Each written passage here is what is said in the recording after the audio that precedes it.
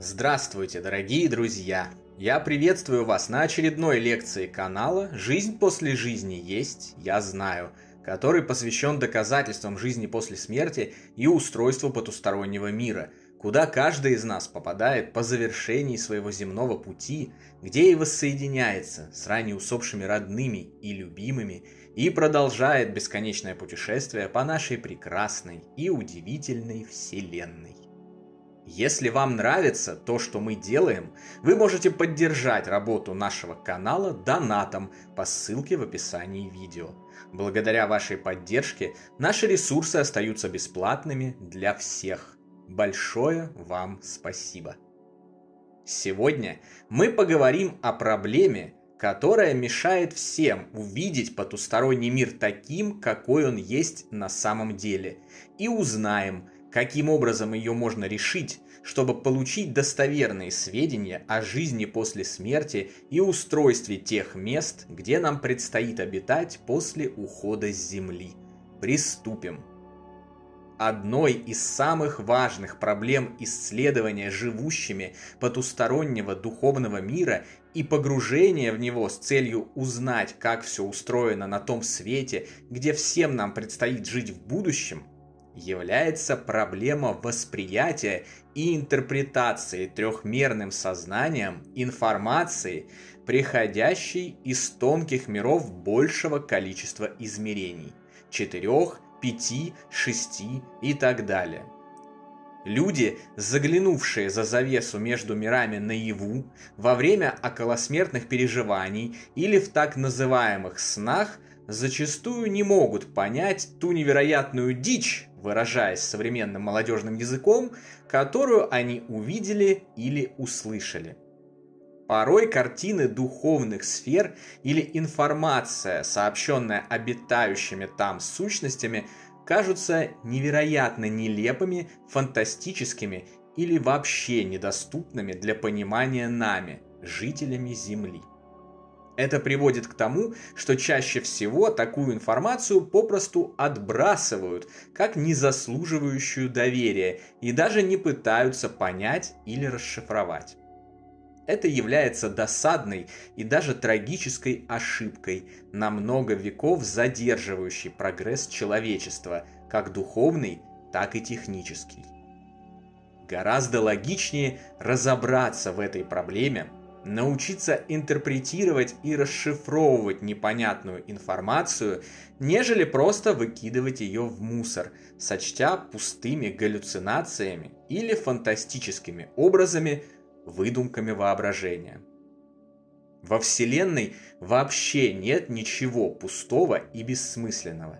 Если где-то что-то существует, значит оно кем-то создано, а это в свою очередь означает, что оно имеет значение и существует с определенным смыслом, даже если на первый взгляд может показаться обратное.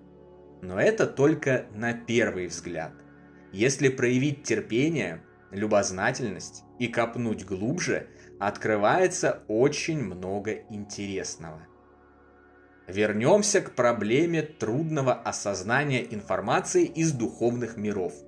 Все дело в том, что та ограниченная часть нашего сознания, которой мы познаем и осознаем что бы то ни было, находясь в качестве воплощенных сущностей в плотном трехмерном мире, может корректно обработать исключительно информацию плотного трехмерного мира, поступающую через специально созданные под местные задачи органы – глаза, уши, нос и другие. Мозг, являясь своеобразным переходником, ограничивающим спектр высшего сознания и его возможностей для корректного функционирования духа в плотном мире, просто не приспособлен для восприятия информации из областей большего количества измерений. Он физически не способен корректно обработать информацию, поступающую с того света. А потому, сталкиваясь с такой информацией, выходящей за пределы его возможностей и не имея инструментария для ее обработки и отображения, предлагает сознанию сравнительные, аналогичные, знакомые ему образы трехмерного мира. Чтобы понять это, попробуйте представить восприятие существ, обитающих в мирах меньшего количества измерений, чем наш. Например, человечки из двухмерного мира физически не могут увидеть и понять привычные нам трехмерные образы. Они все видят на плоскости. Шар они увидят кругом. И сколько ни пытайся ты им объяснить, что это трехмерный шар, внутрь которого еще можно и поместить что угодно другое, такое же объемное, они просто не смогут этого понять. Одномерные существа, которые в своем мире перемещаются исключительно по линии вперед-назад, при попытке обозреть наш мир вообще все увидят точками. Люди, машины, деревья, цветы, самолеты – для них все будет выглядеть как обычные точки. Попробуй покажи им, что можно передвигаться в 3 измерениях и ездить на трехмерных велосипедах в любом выбранном направлении. Это станет весьма сложной задачей. Любую информацию из мира большего количества измерений существа, обитающие в мирах меньшего количества измерений, воспримут и увидят по-своему, со своего уровня доступного им понимания. Кому непонятны эти аналогии, можете обратиться к другой.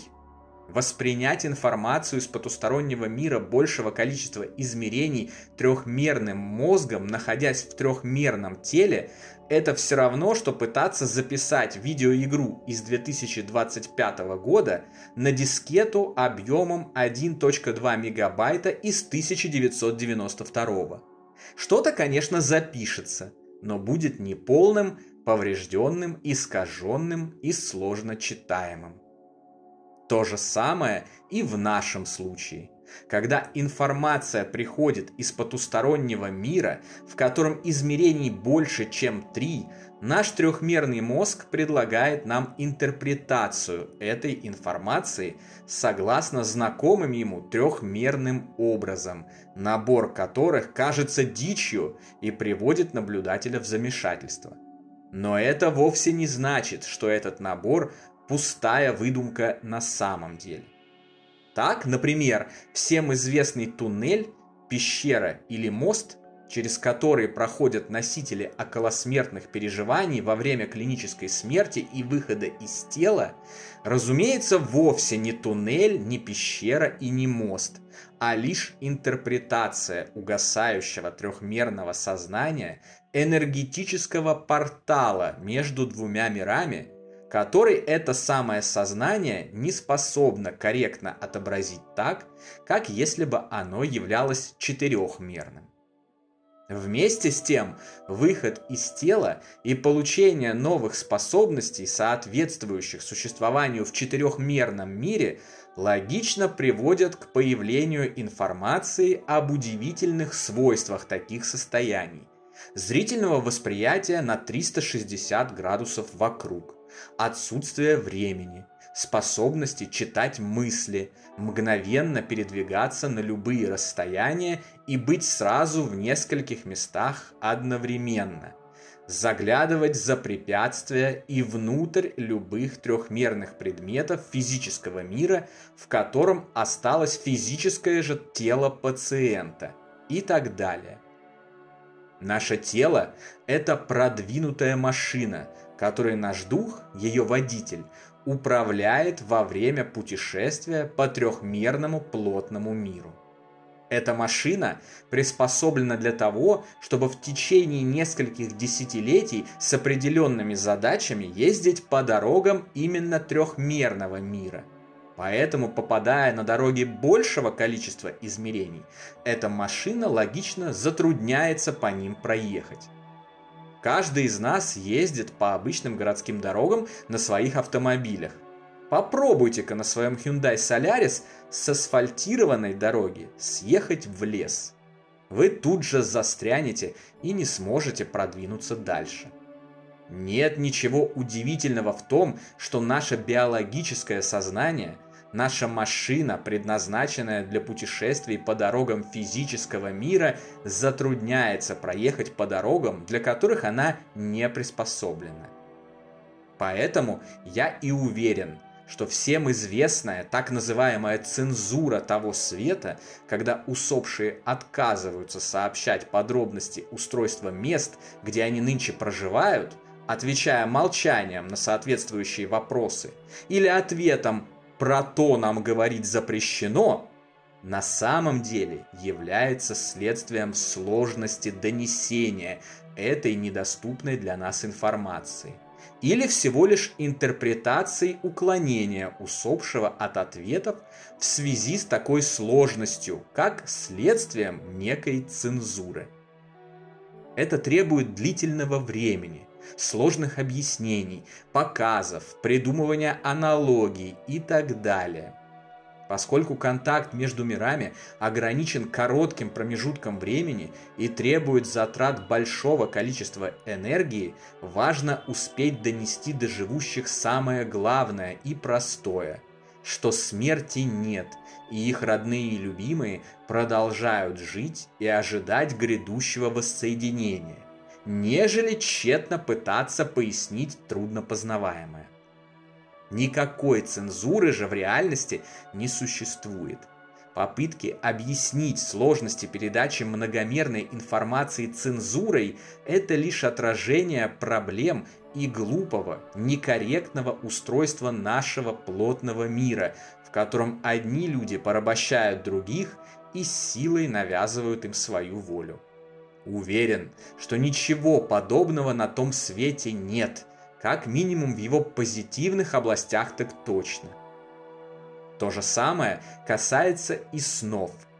Сновидение – это восприятие трехмерным сознанием, фокус внимания которого находится в трехмерном мире, информации из мира большего количества измерений, в котором путешествует сознание спящего, покинувшее на время его физическое тело. Отсюда и сложность интерпретации снов, их понимания и расшифровки, а также то, что их очень сложно удержать в памяти. Они все время норовят куда-то ускользнуть и стереться из нее. Отсюда и случаи вещих снов, получения предсказаний, встреч с умершими родными и близкими во снах и прочие удивительные и невероятные вещи, кажущиеся неразрешимыми. И все же это не так. Решение, по крайней мере частичное, есть. Постепенное погружение в потусторонний мир и его исследование, раскрытие своего духа ему навстречу приводит к постепенному же развитию многомерного мышления, по крайней мере той доступной части, которую можно развить, будучи воплощенным в физическом теле. Снова обратившись к нашей любимой аналогии с машинками. Такое погружение и скрупулезное изучение потустороннего мира – это все равно, что перед тем, как пытаться съехать с дороги в лес, переобуться на вездеходную резину и поставить шноркель.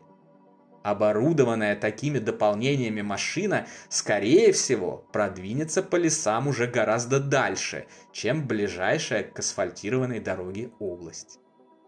Конечно, рано или поздно она все равно застрянет и не сможет преодолеть возникающие перед ней препятствия просто в силу своей природы и своего устройства.